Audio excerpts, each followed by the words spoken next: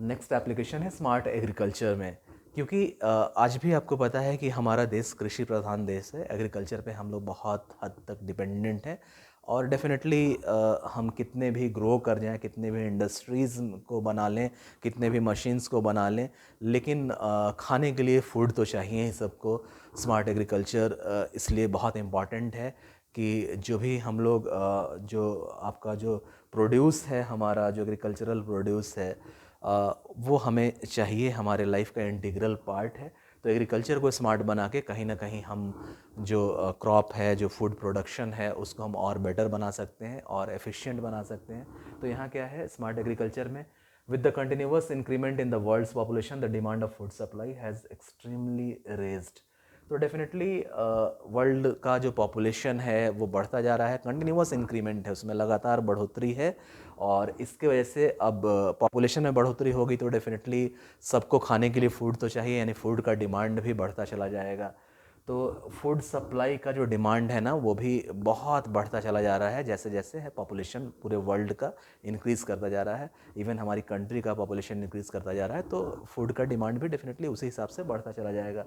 तो अब क्या है, अगले पॉइंट पे अगर हम लोग देखें तो है the central and state governments are trying their best to use advance techniques and researches to increase the food production to fulfil this increasing demand. तो डेफिनेटली सेंट्रल गवर्नमेंट और स्टेट गवर्नमेंट, केंद्र सरकार और बहुत सारे राज्य की सरकारें, लगभग सभी राज्य की सरकारें कोशिश कर रही हैं कि हम सबसे बेहतर तरीके से, बेस्ट पॉसिबल तरीके से हम लोग एडवांस टेक्निक्स को यूज़ करें, रिसर्चेस को हम चलन में लाएं, इस्तेमाल में लाएं, और कहीं ना कहीं प्रोडक्शन को हम इंक्रीज़ कर सकें, फूड प्रोडक्शन को इंक्रीज़ कर सकें। उससे हम ये जो डिमांड इंक्रीज़ हो रहा है ना, पॉपुलेशन के इंक्रीज़ होने के साथ जो फूड सप्लाई का डिमांड इंक्रीज़ हो रहा है, कहीं ना कहीं उसको हम फुलफ़िल कर सकें। और फुलफ़िल करने का एक जरिया है स्मार्ट एग्रीकल्चर। तो है क्या, smart agriculture and smart farming are one of the fastest growing fields in IoT। तो डेफिनेटली स्मार्ट एग्रीकल्चर और स्मार्ट फार्मिंग जो है वो अभी सबसे बढ़ता हुआ फास्टेस्ट ग्रोइंग फील्ड है इंटरनेट ऑफ थिंग्स का। आगे क्या है, farmers are using meaningful insights from the data to yield better return on investment, the weather forecast, getting information, sensing for soil moisture, nutrients, detail in the soil, controlling water uses for proper plant growth, and remaining the customized fertilizers are the major applications of IoT। तो है क्या, अब क्या क्या application है अगर हम लोग देखें तो फार्मर्स जो किसान है ना, उनको मीनिंगफुल उनके काम का इंफॉर्मेशन मिल पा रहा है इंटरनेट ऑफ थिंग्स के एप्लीकेशन से। जो डेटा उन्हें चाहिए, उस डेटा, जिस डेटा के बेसिस पे वो कहीं ना कहीं अपना ईल्ड, जो मतलब जो फूड प्रोडक्शन है उसको और बेटर बना सके। Return on investment, return on investment एक टर्म है जहाँ कुछ इन्वेस्टमेंट हमने किया और उस इन्वेस्टमेंट के बेसिस पे हमें क्या रिटर्न मिल रहा है। तो कहीं ना कहीं रिटर्न ऑफ इन्वेस्टमेंट को फार्मर्स, किसान जो है बेहतर बना सकेंगे अगर उन्हें समय पर प्रॉपर इन्फॉर्मेशन, सही टाइम पे सही इन्फॉर्मेशन अगर उनको प्रोवाइड किया जा सके। और डेफिनेटली ये पॉसिबल हो पाता है इंटरनेट ऑफ थिंग्स में।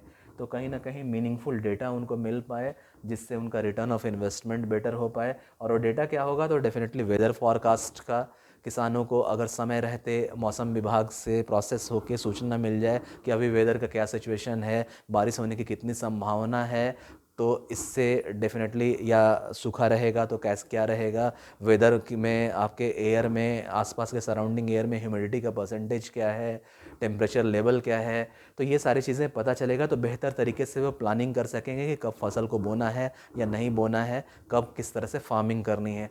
तो ये मीनिंगफुल डेटा अगर उन्हें मिलेगा वेदर फॉरकास्ट का, तो स्मार्ट फार्मिंग का कंसेप्ट डेवलप हो पाएगा। तो ये भी एक एप्लीकेशन है इंटरनेट ऑफ थिंग्स का। उसके बाद क्या है, गेटिंग इन्फॉर्मेशन, उन्हें समय समय पर इन्फॉर्मेशन मिले। कैसा इन्फॉर्मेशन, तो सेंसिंग फॉर सॉइल मॉइस्चर। अब क्या है कि हमारे पास एडवांस मैकेनिज्म और एडवांस इक्विपमेंट्स अवेलेबल हैं जिससे सॉइल का टेस्टिंग करके सॉइल की क्वालिटी को हम देख सकते हैं कि सॉइल में न्यूट्रिएंट्स का परसेंटेज कितना है, मॉइस्चर का लेवल कितना है, सॉइल का जो कंपोजिशन है, केमिकल कंपोजिशन वो क्या है, किस फूड क्रॉप को वो सपोर्ट करेगा वो पर्टिकुलर सॉइल। तो जैसे होता है ना कि अलग अलग सॉइल का जो कंपोजिशन है उस पे अलग अलग क्रॉप्स को हम लोग डेवलप कर सकते हैं। जैसे काली मिट्टी है तो वहाँ कपास का वहाँ प्लांटेशन होता है। इस तरह से जो न्यूट्रिएंट्स हैं, नाइट्रोजन का परसेंटेज कितना है आपके सॉइल में, फास्फोरस का परसेंटेज कितना है, पोटेशियम का परसेंटेज कितना है, तो उसके बेसिस पे फार्मर्स ये डिसाइड कर सकते हैं कि उनको कस्टमाइज्ड यानी उनके उस खेत के हिसाब से, उनका जो फार्म है उसके हिसाब से उन्हें किस पर्टिकुलर फर्टिलाइज़र की ज़रूरत है। जैसे सपोज दैट नाइट्रोजन का परसेंटेज अर्थ में अगर बेहतर है तो नाइट्रोजन वाले फर्टिलाइज़र्स को उनको यूज़ करने की ज़रूरत नहीं होगी, या अगर कम परसेंटेज है तो डेफिनेटली नाइट्रोजन वाले फर्टिलाइज़र को यूज़ कर पाएंगे, जैसे NPK है, डाई अमोनियम फॉस्फेट्स यानी DAP फर्टिलाइज़र है, या यूरिया फर्टिलाइज़र है।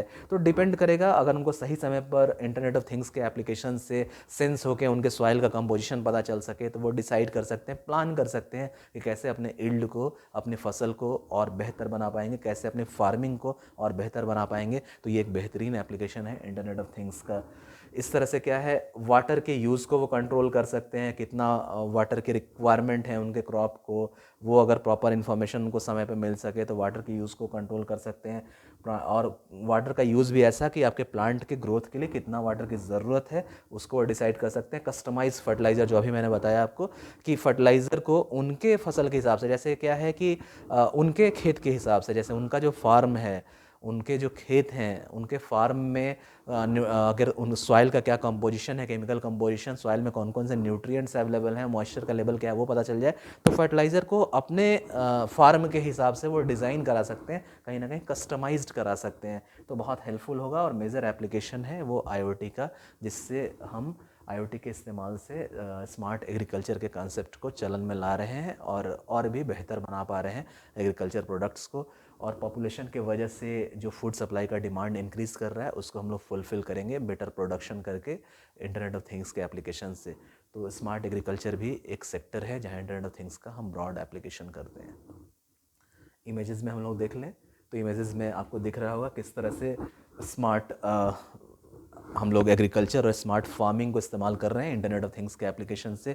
यहाँ वाईफाई से कनेक्टिविटी करके क्रॉप का डिटेल मिल रहा है, यहाँ ड्रोन को कंट्रोल करके कहीं ना कहीं हम लोग पेस्टिसाइड्स को स्प्रे कर पा रहे हैं, या और भी जो केमिकल्स को स्प्रे कराना है उस फसल को और बेहतर बनाने के लिए वो कर पा रहे हैं। और इस तरह से सारा इन्फॉर्मेशन फार्मर्स को टाइम पे डिटेल्ड डेटा मिल पा रहा है, जिससे वो प्लानिंग करके और भी बेहतर तरीके से फार्मिंग कर सके। ये सारी चीज़ें आपको इमेज में दिख रही हैं। नेक्स्ट में हम लोग आ जाते हैं स्मार्ट रिटेल। अब रिटेल क्या होता है? खुदरा व्यापार, खुदरा सेक्टर जो है रिटेल। जैसे आपने देखा होगा आपके घर के आसपास जो छोटे मोटे शॉप हैं, जो किराना के हैं, ग्रॉसरी के आइटम्स हैं, या फिर आपके जो अलग अलग चीज़ों के स्टेशनरी आइटम हैं, जो रिटेल सेक्टर है यानी जो खुदरा व्यापार का सेक्टर है। तो यहाँ भी स्मार्ट रिटेल की परिकल्पना को चलन में लाया गया और ये पॉसिबल हो पाया इंटरनेट ऑफ थिंग्स के एप्लीकेशन से। इसमें है क्या? इसमें है स्मार्ट रिटेल में there is enormous potential for the application of IoT in the field of retail sector. और डेफिनेटली एक बहुत बड़ा पोटेंशियल है, बहुत बड़ी संभावना है स्मार्ट रिटेल में, स्मार्ट रिटेल का जो फील्ड है जहाँ इंटरनेट ऑफ थिंग्स का हम एप्लीकेशंस कर। तो ये है क्या? अगर हम पॉइंट वाइज देखें तो इसमें है it provides an opportunity to retailers to get connected with customers to enhance their in store experience. अब स्मार्ट रिटेल्स में क्या क्या एप्लीकेशन है इंटरनेट ऑफ थिंग्स का, तो हम देखें तो इसमें हमें मिल रहा है, इस पॉइंट में बताया जा रहा है कि ये क्या करता है, इंटरनेट ऑफ थिंग्स के एप्लीकेशन से हम लोग क्या कर पाते हैं, इससे कहीं ना कहीं रिटेलर्स को, खुदरा व्यापारियों को हेल्प मिलता है अपने कस्टमर्स से कनेक्ट होने का, अपने कंज्यूमर्स से कनेक्ट होने का। इससे क्या होगा, उनका इन स्टोर एक्सपीरियंस, जो उनके स्टोर का जो एक्सपीरियंस है ना और बेहतर हो पाएगा। जैसे अगर कोई भी व्यापारी है, कोई भी बिजनेसमैन है, कोई भी रिटेलर है, अगर उसे पता चल जाए कि उसके कस्टमर्स की ज़रूरतें क्या है, उसके कस्टमर का डिमांड क्या है, कस्टमर्स को क्या चाहिए उसके रिटेल से, उसके रिटेल शॉप से, तो डेफिनेटली वो उन्हीं चीज़ों को अपने शॉप में प्राथमिकता देगा। जो चीज़ों का डिमांड नहीं है उनको शायद वो आगे अपने स्टोर में वो लाए नहीं। जिस तरह की चीज़ों का डिमांड है वो ला सके, कहीं ना कहीं कम प्राइस पे, कहीं ना कहीं अच्छी चीज़ों को प्रोवाइड कर सके। तो डेफिनेटली अगर रिटेलर्स को कनेक्टिविटी हम प्रोवाइड कर रहे हैं कंज्यूमर्स के साथ, कस्टमर्स के साथ, तो वो बेहतर कर पाएगा अपने रिटेल मैनेजमेंट से, कहीं ना कहीं अपने रिटेल खुदरा व्यापार को और बेहतर कर पाएगा। तो रिटेलर्स के लिए बहुत हेल्पफुल है। इन स्टोर एक्सपीरियंस को अपना बेहतर बना पाएगा। वो आगे अगर हम लोग देखें तो improve inventory and stock management, अपने इन्वेंट्री और स्टॉक मैनेजमेंट को बेहतर कर पाएगा, क्योंकि स्टॉक मैनेजमेंट एक बहुत बड़ा हिस्सा है किसी भी बिजनेस में। कितनी चीज़ें एक व्यापारी ने, एक बिजनेसमैन ने, एक रिटेलर ने अपने यहाँ परचेज़ करके लाया, कितनी चीज़ें बिकी, कितना चीज़ स्टॉक में बचा हुआ है, किन चीज़ों की कितनी मात्रा है, कितनी क्वांटिटी है, ये सारा डिटेल्स इन्वेंट्री मैनेजमेंट अगर हम ऑटोमेटेड मोड में ला दें, अगर हम कनेक्टिविटी, इंटरनेट ऑफ थिंग्स की कनेक्टिविटी से उन चीज़ों को हम डिजिटल प्लेटफॉर्म पे ला दें, तो पीसीज़ को, कंप्यूटर्स को यूज़ करके सर्वर्स के हेल्प से वो सारा डिटेल डेटा एक जगह रिमोटली जहाँ कहीं भी चाहें वो हम गैदर कर सकते हैं और उसके बेसिस पे प्रोसेसिंग करके कहीं ना कहीं इस रिटेल को और बेहतर बना सकते हैं। तो ये एक एप्लीकेशन है। तो इसमें क्या है, अब इन्वेंट्री मैनेजमेंट सिस्टम जो होगा ना वो किसके लिए है, तो मैन्युफैक्चर्ड गुड्स के लिए है, इन्वेंट्री एंड प्रोडक्ट्स के लिए, सप्लाई चेन मैनेजमेंट में है, और इस as well as tracking customers data management are the various applications of internet of things in smart retail sector। तो है क्या कि इन्वेंट्री में आ जाएगा आपका मैन्युफैक्चर्ड गुड्स, जो सप्लाई चेन मैनेजमेंट है, जो भी डिस्ट्रीब्यूशन कर रहे हैं, जो गुड्स को कहीं ना कहीं हम भेज रहे हैं, मैन्युफैक्चर्ड गुड्स को या रॉ मटेरियल को मंगा रहे हैं, उस ट्रांसपोर्टेशन में वो चीज़ें कहाँ तक पहुँचे उसकी हम ट्रैकिंग कर सकते हैं।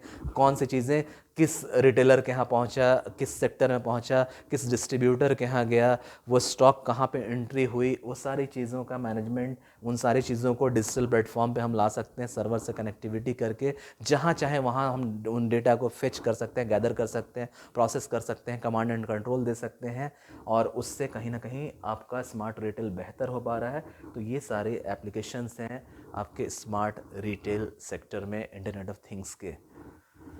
इसको भी अगर इमेज से अगर हम लोग देखें तो यहाँ आपको दिख रहा है, यहाँ बेहतरीन तरीके से आपको दिखाया गया है स्मार्ट रिटेल सेक्टर्स में, जहाँ कंज्यूमर्स हैं और अलग अलग डिजिटल प्लेटफॉर्म्स पे सारा डेटा गैदर है। यहाँ पे बिलिंग भी हो रहा है, तो बिलिंग आपने देख रखा है कि मॉल्स वगैरह में जो बिलिंग होती है वो बार कोड को स्कैन करके, QR कोड को स्कैन करके ऑटोमेटिक बिलिंग होती है जो आपके कंप्यूटर्स पे अवेलेबल है। स्टॉक से वो चीज़ें उसी समय प्रोसेस हो जाती हैं कि अगर 10 चीज़ें आपके पास हैं तो उसमें से इस कंज्यूमर ने 2 चीज़ें खरीदनी, तो अब 8 चीज़ें बची। इस तरह से stock management, proper stock management भी डिजिटल प्लेटफॉर्म पे पॉसिबल हो पाता है इंटरनेट ऑफ थिंग्स के एप्लीकेशन से।